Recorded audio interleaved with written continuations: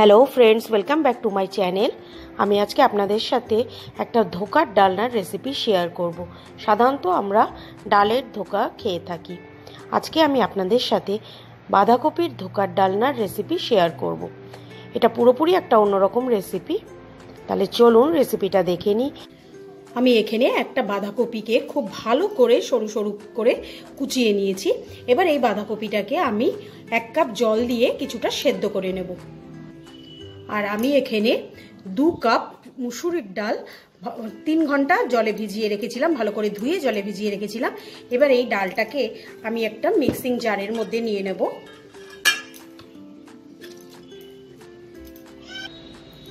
এবার আমি এতে 4টে কাঁচা লঙ্কা আর 1 ইঞ্চি মতো একটা আদা কেটে নিয়েছি।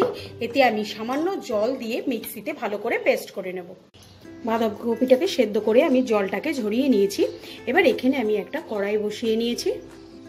কড়াইতে আমি 2 টেবিল স্পুনের মতো সাদা তেল দেব। তেলটা গরম হয়ে গেছে। এতে আমি এখন অল্প হিং ফোড়ন দেব। এটাকে আমি কয়েক সেকেন্ড একটু নাড়াচাড়া করে নিয়ে জল ঝরিয়ে রাখা বাঁধাকপিটা দিয়ে দেবো।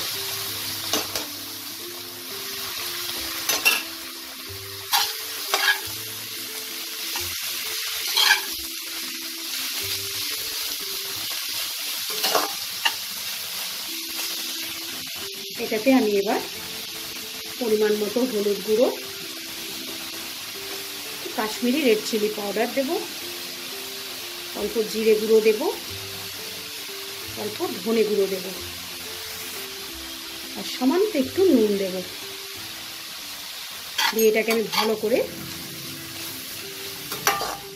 তেলে কয়েক সেকেন্ড আমি এটাকে নাড়াচাড়া করব। মশলাটাকে ভালো করে মিশিয়ে নেব। এটাকে আমি 1 মিনিটের মতনই নাড়াচাড়া করে নেব। 1 মিনিট আমি এটাকে নাড়াচাড়া করে নেওয়ার পর আমি মুসুর ডালের পেস্টটা দিয়ে দেবো।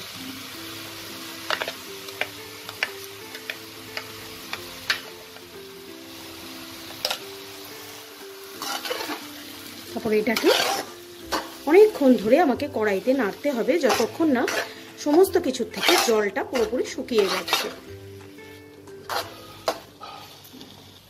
আমি তখন অল্প একটু নুন দিয়েছিলাম, আমি আর একটু নুন দিয়ে দেবো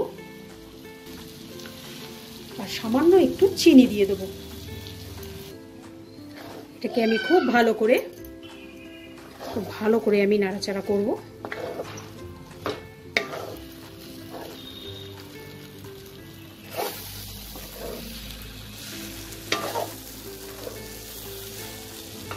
আমি এখানে মুসুর ডাল ইউজ করেছি, আপনারা চাইলে ছোলার ডালও ইউজ করতে পারেন।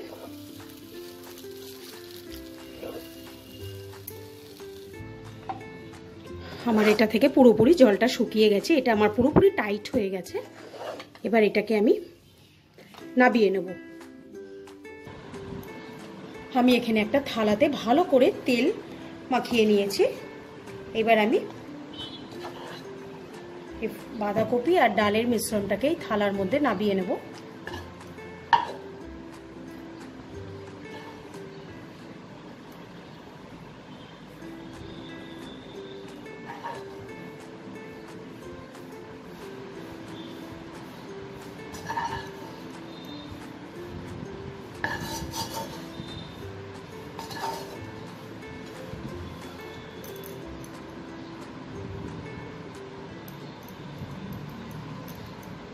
এটাকে আমি খুন্তি দিয়ে ভালো করে প্রেস করে করে চেপে দেব।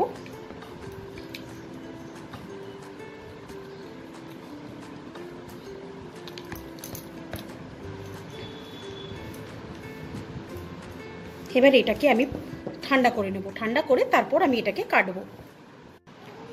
ধোকাটা ঠান্ডা হয়ে গেছে। এবার এটাকে আমি বরফির শেপে কেটে নেব।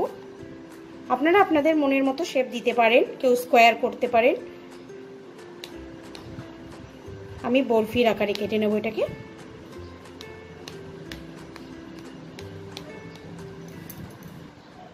এবার এটাকে এরকম কোনাকুনি কেটে নেব।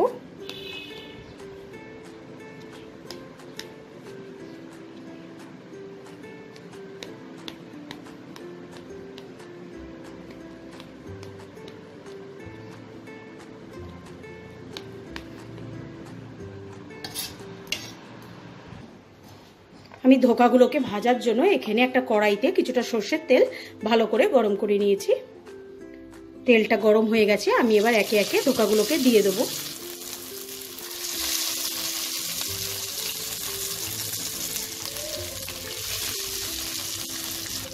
খুব বেশি বেশি দিয়ে ভাজার দরকার নেই, অল্প অল্প করে দিয়ে আমি এটাকে ভেজে নেব। এক পাশ ভাজা হয়ে গেলে আমি খুব আস্তে আস্তে এটাকে উল্টে নেব।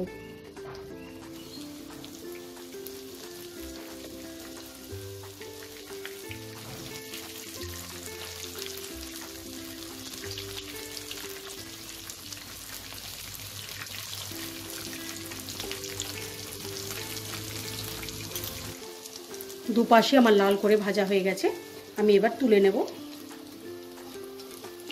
তুলে নিয়ে একই প্রসেসে আমি আরো সবগুলো ধোকা ভেজে নিয়ে ফিরে আসছি।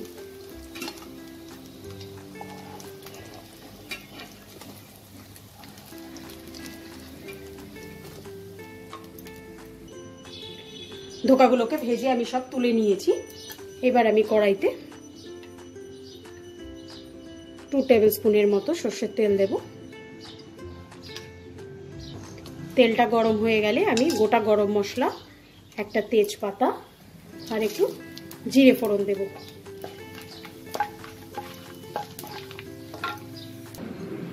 ফোড়নটা যখন আমার ভাজা ভাজা হয়ে যাবে তখন আমি এতে 2 বড় সাইজের আলু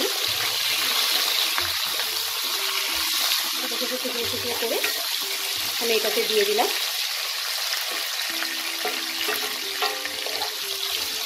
আলুগুলোকে আমি একটু লাল করে ভেজে নেব।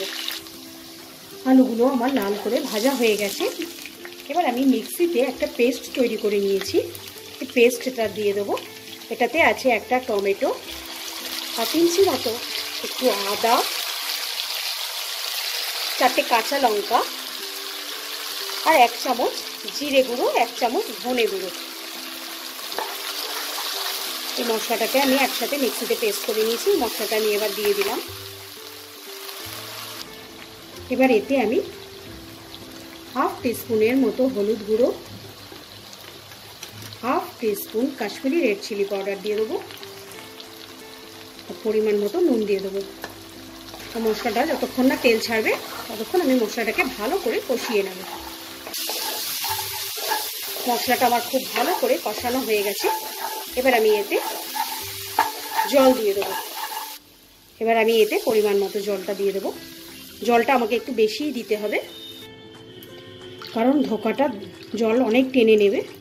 জলটা আমি একটু বেশিই দিলাম। ঝোলটা আমার ফুটে গেছে। এখন এটাকে আমি ঢাকা দিয়ে 10 মিনিট মিডিয়াম ফ্লেমে রান্না করব, যতক্ষণ না আলুটা আমার সেদ্ধ হয়ে যাচ্ছে। 10 মিনিট পর আমি ঢাকাটাকে খুলে নিয়েছি। দেখে নেব আলুগুলো সেদ্ধ হয়েছে কিনা। হ্যাঁ, আলুগুলো সেদ্ধ হয়ে গেছে। এবার আমি একে একে ধোকাগুলোকে দিয়ে দেবো। খুব আস্তে আস্তে দেবো, তা নাহলে ভেঙে যাবে।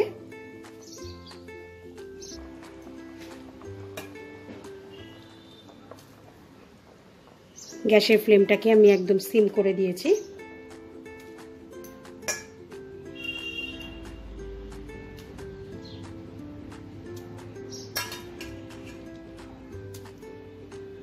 ধোকাগুলো আমি সব দিয়ে নিয়েছি। এবার এটাকে আমি ঢেকে জাস্ট 2 মিনিট কুক করলেই আমার এটা রেডি হয়ে যাবে। ধোকাটা আমার একদম রেডি হয়ে গেছে। আমি এবার গ্যাসের ফ্লেমটাকে অফ করে দেব। তাহলে দেখলেন কত সহজেই তৈরি করে ফেলা যায় এই ইউনিক রেসিপিটা। আজকের ভিডিওটা ভালো লাগলে লাইক করবেন, শেয়ার করবেন, আর এরকম নিত্য নতুন রেসিপির আপডেট পেতে আমার চ্যানেলটাকে সাবস্ক্রাইব করে নেবেন। আজকের মতো বিদায় জানিয়ে শেষ করছি। বাই।